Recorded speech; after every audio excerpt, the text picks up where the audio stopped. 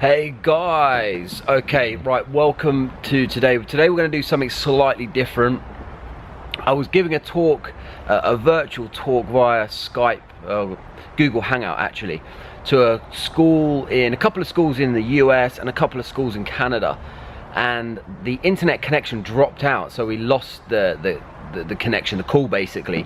Now luckily the chap hosting it, Jesse, so hi Jesse, you did a great job, was very quick thinking and forwarded the classes to another interview or another presentation that we'd given in the past. But the school got back in contact with me and they had some questions and I wanted to answer the questions. I was going to type them up and I thought, you know what, we'll film it, it's more fun.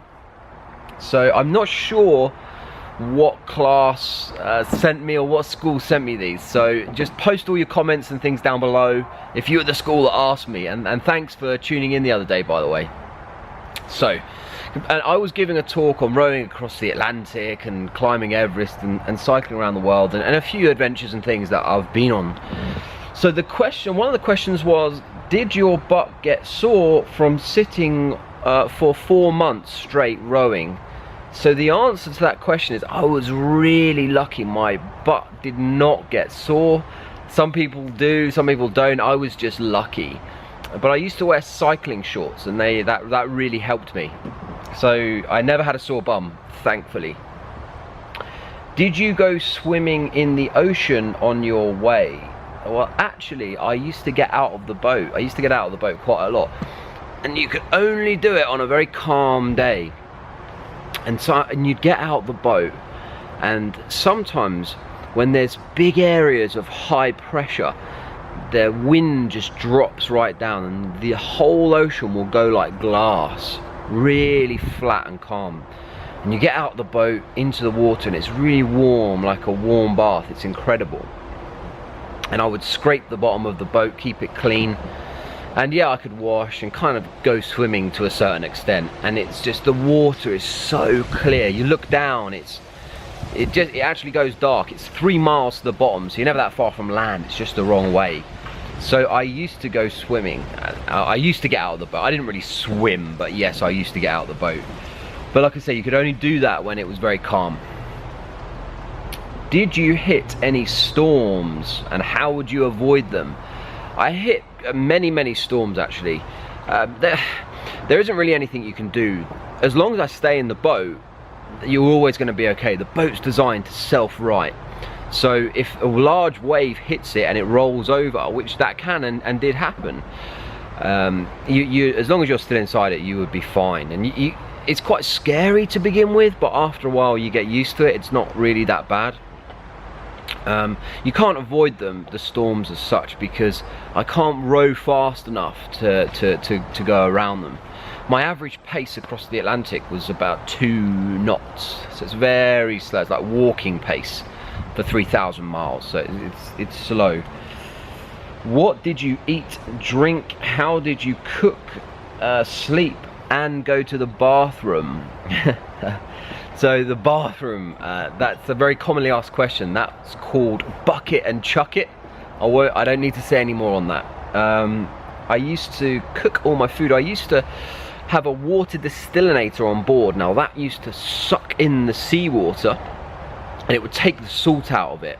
And then I would boil up the water and add the hot water to ration packs. So dehydrated food, so like spaghetti bolognese and chicken and pasta, and sometimes even chocolate puddings and all sorts of, like, if you was to eat some of it now, you'd probably think, I don't really like that. But when you are hungry, and believe you me, you'll find out what it's like to be hungry when you're out there, it doesn't taste too bad. I actually ran out of food 230 miles from Antigua, and I never used the word starving, because when you find out what starving's like, it's good character building, but trust me, you don't want to be starving.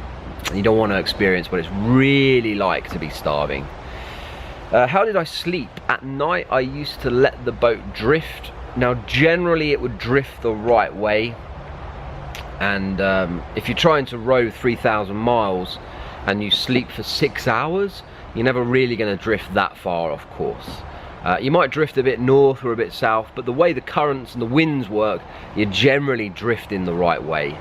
So you're utilizing the winds and the currents. As you come out of Africa, the Canary Islands, you're utilizing something called the Canary Current. So as you sort of skirt down, sort of not far from Africa actually, you get to a lower latitude. So I left from the Canary Islands, you get to a lower latitude, and the whole Canary Current is flowing down the side of Africa. And then the North Equatorial Current kicks in, so again the whole mass of ocean is flowing across towards the Caribbean. Then the trade winds start filling in, and the idea is the winds and the waves just blow you across. That didn't really happen to me. There was a lot of areas of low pressure. Now the low pressure switches the wind direction, so instead of getting blown across, I got blown back, which was very demoralizing, but you just kind of keep going. So yeah, I hope that answers those questions, guys. Now, one of the things that I want to share with you, you know, when I was younger, I never ever thought that I would end up rowing a boat across an ocean, climbing the world's highest mountain and cycling around the world. But guys, the reality is every single one of you watching this has the capability to be whoever you want to be and do whatever you want to do. You just have to keep going and never ever give up. When someone says you can't do that, and that will happen to you, you just keep going and you keep trying and you keep working. And if you do that, no matter what you do, everything will work out in the end, I promise you. And I'm filming this in a gyrocopter at the moment. And I'm learning to fly gyrocopters. I'm working on a little bit of a project at the moment, and you'll find out what that's all about next year. So guys, I hope that answers your questions. If you've got any other questions, put them in the comments below. You can ask me whatever you want, I totally don't mind. And also subscribe if you want to. It doesn't cost anything. Guys, I will line up another talk with you all soon, and I hope you're having fun. Out for now. Woo!